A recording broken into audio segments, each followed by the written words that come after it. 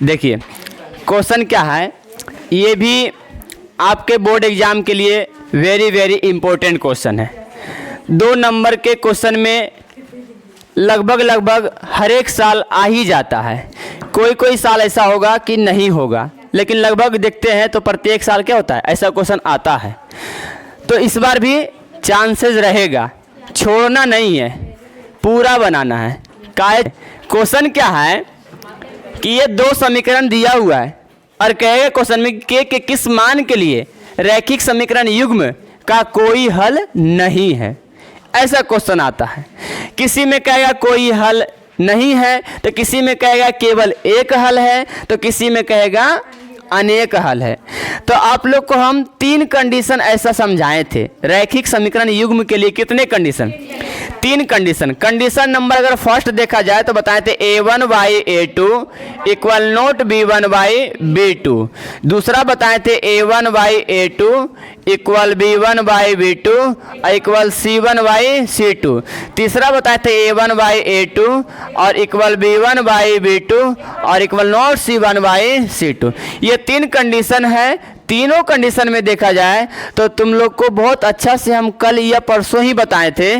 क्या बताए थे कि यदि ऐसा रैखिक समीकरण युग्म में अगर कंडीशन ऐसा मिले तो इसमें कहेंगे केवल कितने हल होंगे? एक हल होंगे। इसी को हम अद्वितीय हल भी कहते हैं। देखो इधर समझा रहे हैं तो उधर गप कर रहा है और कहता है कि सर हम कसम खाते हैं कि अगला दिन से पूरा बना कहेंगे। क्या हाल है रे? यहाँ सुनो सही से। यदि ऐसा कंडीशन आता है आप लोग के सामने तो इसमें क्या बनता है कि अनेक हल है। कैसा हल है? अनेक हल होंगे, ठीक है। लेकिन यदि कंडीशन ऐसा दिखता है तो इसमें ही कहते हैं एक भी हल नहीं होंगे, अर्थात इसी को कहते हैं कोई हल नहीं होंगे।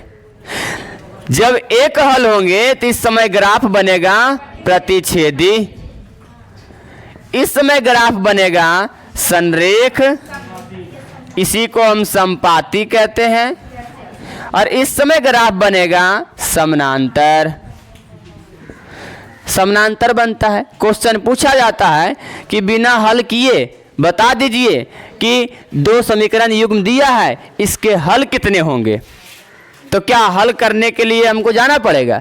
नहीं, यही कंडीशन से हम देख लेंगे कि कौन सा रूल में लागू होता है, उसके अनुसार से हम हल भी बता देंगे, जो कि हम तुम लोग को समझाए थे। तो इसको ध्यान देना। यहाँ कह रहा है कोई हल नहीं होंगे, लेकिन उससे पहले इसको हम समीकरण 1 मान लेंगे, इसको क्या मान लेंगे? 2। लेकिन उससे पहले एक और बात कर लेंगे, क्या कि ये बराबर के जो उधर था इसको हम इधर ले आकर के बराबर में 0 रख देंगे, माइनस हो जाएगा, प्लस में रहेगा। तो इसके तरफ भी यही हाल करेंगे, इसको 2 मान लेंगे, ठीक है। इतना पहले काम कर लेंगे। गिवन में जो दिया हुआ रहेगा इसको ऐसा लिख देंगे और कह देंगे कि कोई हल नहीं है। लेकिन वहां से देखते हैं समीकरण 1 और 2 से अगर हम देखते हैं तो यहाँ देखो a1 का मान कितना के, बोलो जल्दी से। a1 का मान यहाँ वाला है ना, और b1 का मान जो बाई के गुना में है, या 1 होगा 1, और c1 का मान -1। यहाँ देखते हैं तो a2 का मान k और प्लस में 1, यानी x के गुना में जो भी रहेगा पूरा। और यहाँ b2 का मान निकाले तो 2 और c2 का मान निकाले तो इतना कर लेगा सब लोग। ए बी सी का मान खोज लेगा इसमें। अगर पहला समीकरण तो a1 b1 c1 और दूसरा समीकरण से निकाले तो a2 b2 c2। अगर तीसरा रहता तो a3 b3 c3, लेकिन तीसरा रहेगा नहीं, ठीक है। इसलिए अब क्या करेंगे, कोई हल नहीं होने के लिए हम शर्त लिख देंगे प्रश्नानुसार कि इसके कोई हल नहीं है। इसलिए इसका कंडीशन क्या आएगा, a1 बाई a2 बराबर b1 by b2 equal note c1 by c2। तो यहाँ देखो a1 का मान कितना के, a2 का मान कितना, बोलो b1 का मान कितना, b2 का मान कितना और c1 का मान कितना और C3 का मान कितना।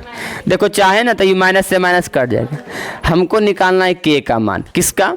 K का। तो ये तो बराबर नहीं है, ये है बराबर इसके नहीं, तो जो बराबर है ना उसमें से हम देख लेते हैं ये दोनों क्या है, बराबर।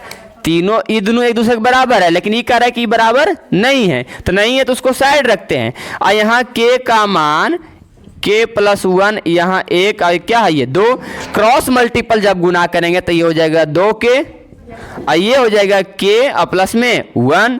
अब क्या करेंगे 2K है, इधर आके माइनस में ही K होगा, इधर अकेले कौन बचेगा 1 बचेगा ना रे। यहाँ से 2K में से 1K घट जाएगा, 2K में से 1K घट जाएगा तो केवल कितना बचेगा 1K और इधर भी कितना 1 और K बराबर 1 और बटा में 1 तो कट के भी आएगा कितना 1। आंसर आ गया K का मान 1। बोलो किसी को भी दिक्कत?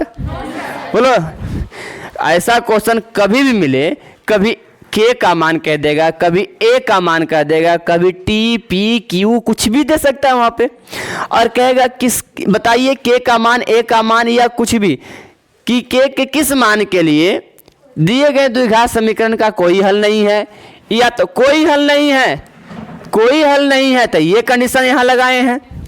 अगर कहता अनेक हल होते तो ये वाला कंडीशन लगाते हम, अगर कहता एक हल होंगे तो ये वाला कंडीशन यहाँ लगाते। तीनों में K का ही मान आता या A रहता तो A का ही मान आता, आराम से निकाल लेंगे इस प्रकार से। बोलो निकाल लेगा अगला बार किसी प्रकार इस प्रकार से जहाँ क्वेश्चन आएगा तो चलिए इसको लिखिए और आप लोग भी इसको नोट कर लीजिए। और वीडियो अच्छा लगता है तो आप लाइक करें, कमेंट भी करें आपको कैसा लग रहा है, शेयर करें और चैनल को सब्सक्राइब जरूर करें। तब तक के लिए धन्यवाद।